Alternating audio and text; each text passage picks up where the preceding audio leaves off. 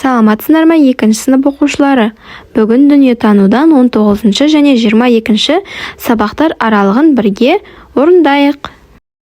19 сабақ қауіпсіздік ережелері. Үйдегі, көшедегі, қоғамдық орындағы қауіпсіздік ережелерімен танысасың. Қауіпті жағдайларда не істеу керектігін білесің. Арман: әр адамның өмірі өте бағалы.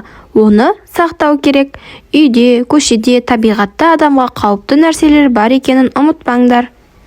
Ақмарал: біз өз өмірімізді аман сақтау үшін қауіпсіздіктің бірнеше ережесімен танысайық. Сен менің үйім, менің қорғаным деген мақалды естіген шығарсың. Бірақ осы берік қорғанда сенің жалғыз қалатын кезіңде болады. Енді балалар суреттерге қарап, қыз баланың айналасынан қандай қауіпті нәрселерді байқағанымызды айтайық. Оған қандай қауіпсіздік ережелерін сақтау қажеттігін ескертер едің дейді. Бірінші бізде үтік, үтік тоқтан суырылмай қалып кететін болса, ол жерге құлап өрт шығуы мүмкін, балалар. Және де теледидарға су төгіліп кетпеуі керек, ол да тоқтың қауіпті түрі болып саналады. Яғни жануарлар, үйдегі мысық болмаса өзіміз байқамай құлатып алуымыз мүмкін екен. Және де ең қауіптісі газ. Ол ашық қалатын болса, біздің өмірімізге қауіп төнеді. Сонымен қатар үйдегі қайшы, шырпы және де ине, химиялық қоспалары бар заттарды, сонымен қатар дәрілерді ата-анамыздың рұқсатынсыз ұстауға, оны аузымызға салуға болмайды. Осыны осы қызға ескертер едік, балалар. Арман: сен көшеге шықтың делік. Көшедегі бейтаныс адам сенімен сөйлескісі келді. Мұндай жағдайда не істер едің? Бейтаныс адаммен көшедегі сөйлесуге болмайды, егер оның түрі қауіпті болып көрінсе, оған мүлдем жоламаған жөн. Көбінесе көшеде жалғыз жүретін болсақ, адамдар көп жермен жүру керек екенбіз, Жарайсыңдар. Ақмарал: жаз айларында балалар өзен, көлге шомылғанды ұнатады. Шомылу кезінде өзіңді еркін сезіну үшін қажетті ережелерді білгенің дұрыс. Бірінші және ең негізгісі суда жүзе білу.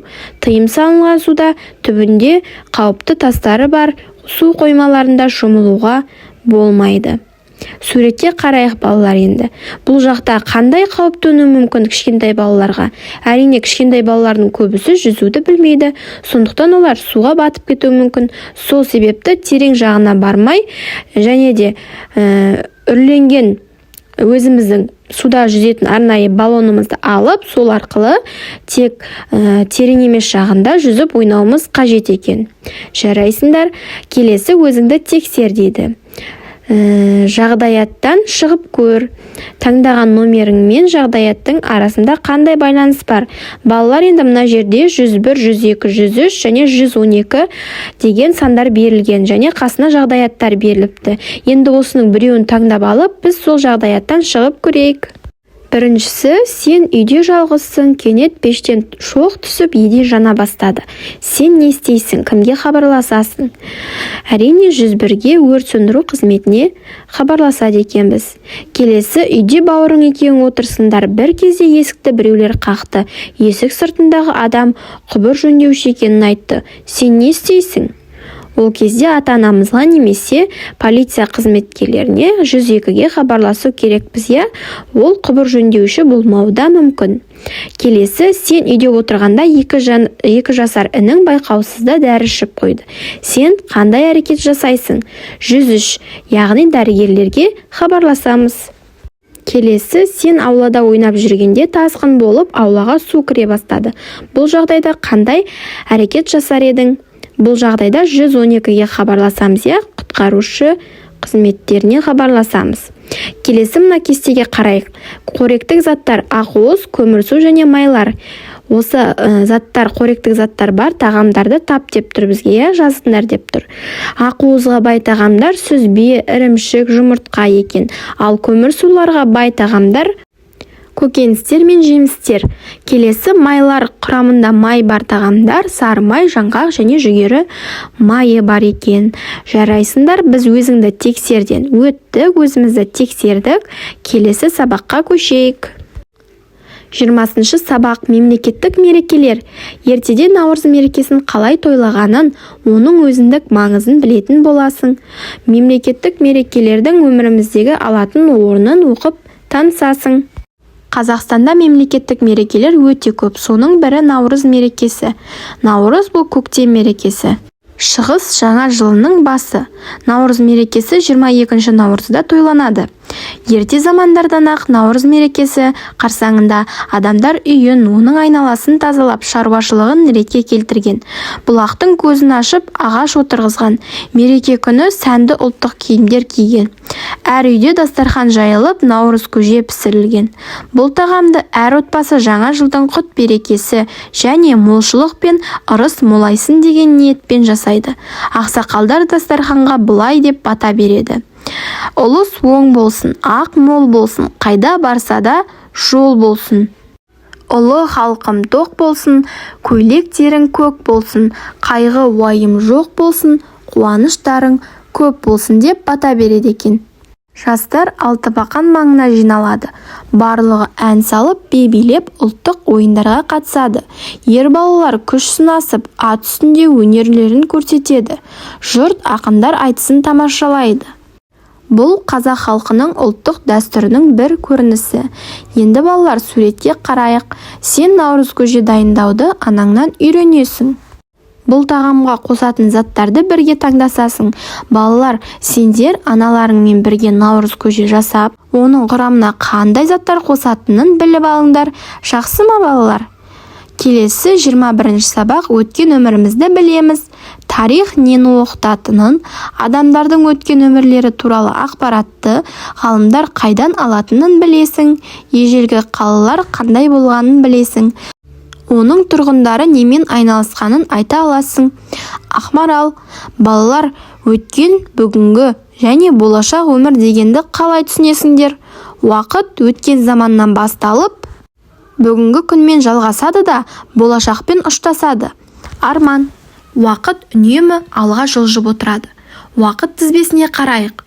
Оның барлығы өткен өмірімізден болашаққа қарай бағытталған. Тарих ғылымы өткенді зерттейді. Ол біздің өткен өмірімізден және бүгінгі жағдайымыздан хабар береді. Ерте заман оқиғалары халық ауыз әдебиетінде көрініс табады. Бүгінгі заман оқиғалары қазіргі әдебиетте бейнеленеді. Ақмарал, археологтар қазба жұмыстарын жүргізіп, ежелгі тұрмыста қолданылған ыдыс, әшекей, қару-жарақ түрлерін табады. Осындай зерттеулер арқылы ежелгі адамдар қалай өмір сүргенін, немен айналысқанын біледі. Бірінші суреттегі археолог, екінші суреттегі ежелгі қаланың қазба жұмыстары кезіндегі сурет екен. Арман, ғалымдар ежелгі жазбаларды зерттейді. Онда ежелгі қалалар, оның тұрғындары туралы жазылған. Сол арқылы біз өткен күндерді білеміз. Сен өз еліңнің өткен тарихын кітаптан, фильмдерден, мұражайдан және дүниетану сабағынан оқып таныса аласың.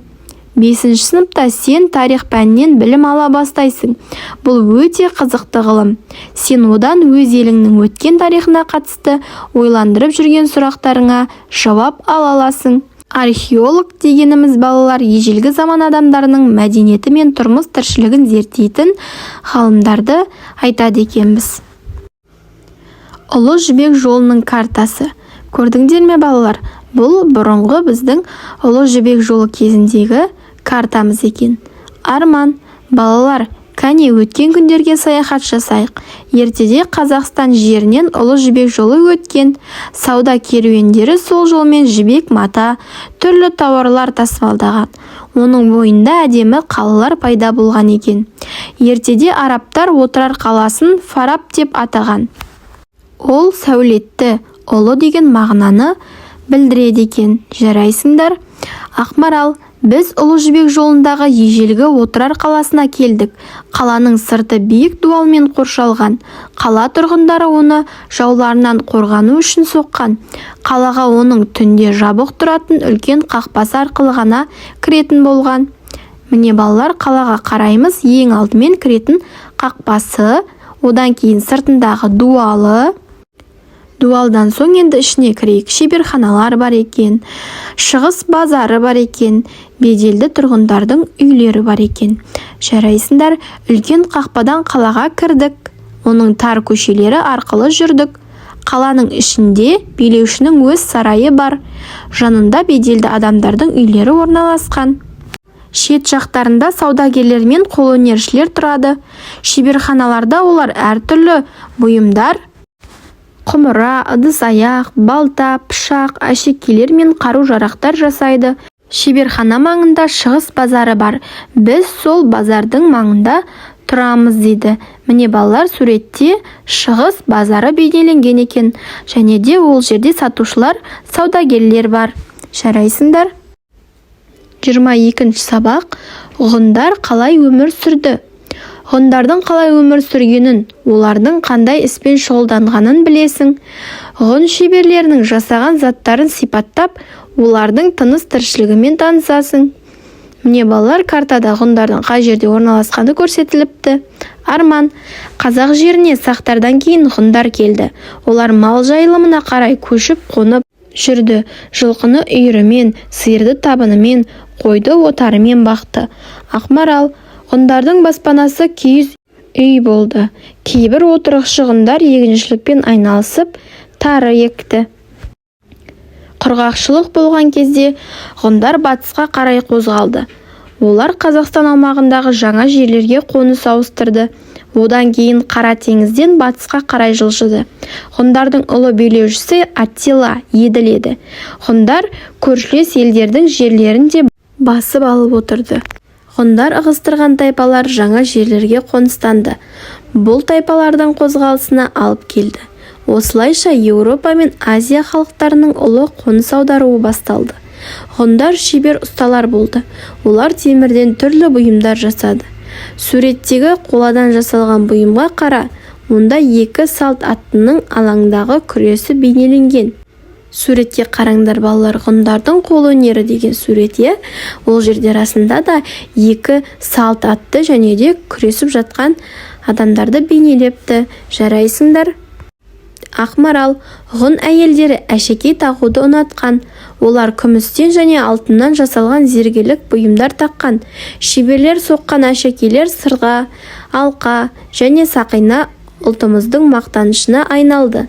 Міне мынау алтынмен көмкерілген өрнектер, түрлі асыл тастармен безендірілген, күн сәулесінің шапағына ұқсас тармақталған алтыннан жасаған әшекей бұйым екен. Жарайсыңдар балалар, бүгінгі сабақты аяқтайық. Сау болыңдар.